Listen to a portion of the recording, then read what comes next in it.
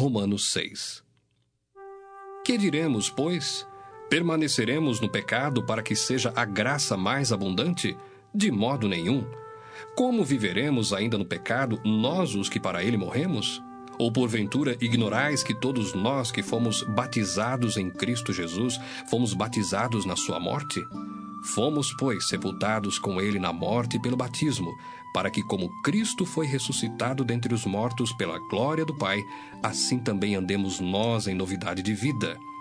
Porque se fomos unidos com ele na semelhança da sua morte, certamente o seremos também na semelhança da sua ressurreição, sabendo isto, que foi crucificado com ele o nosso velho homem, para que o corpo do pecado seja destruído, e não sirvamos o pecado como escravos. Porquanto quem morreu está justificado do pecado.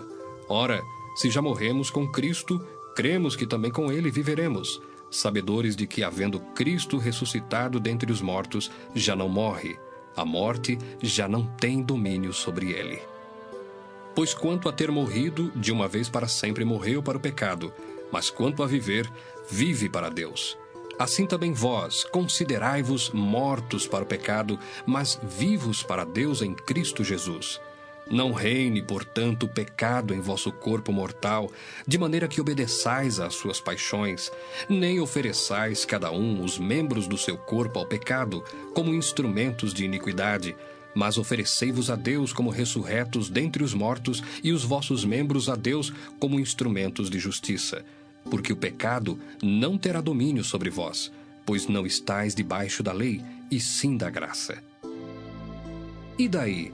Havemos de pecar porque não estamos debaixo da lei, e sim da graça? De modo nenhum. Não sabeis que daquele a quem vos ofereceis como servos para a obediência, desse mesmo a quem obedeceis sois servos, seja do pecado para a morte, ou da obediência para a justiça? Mas graças a Deus, porque outrora, escravos do pecado, contudo, viestes a obedecer de coração à forma de doutrina a que fostes entregues.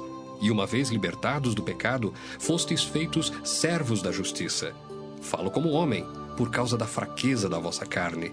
Assim como oferecestes os vossos membros para a escravidão da impureza e da maldade para a maldade, assim oferecei agora os vossos membros para servirem à justiça para a santificação. Porque quando éreis escravos do pecado, estáveis isentos em relação à justiça. Naquele tempo, que resultados colhestes? Somente as coisas de que agora vos envergonhais, porque o fim delas é morte. Agora, porém, libertados do pecado, transformados em servos de Deus, tendes o vosso fruto para a santificação e, por fim, a vida eterna.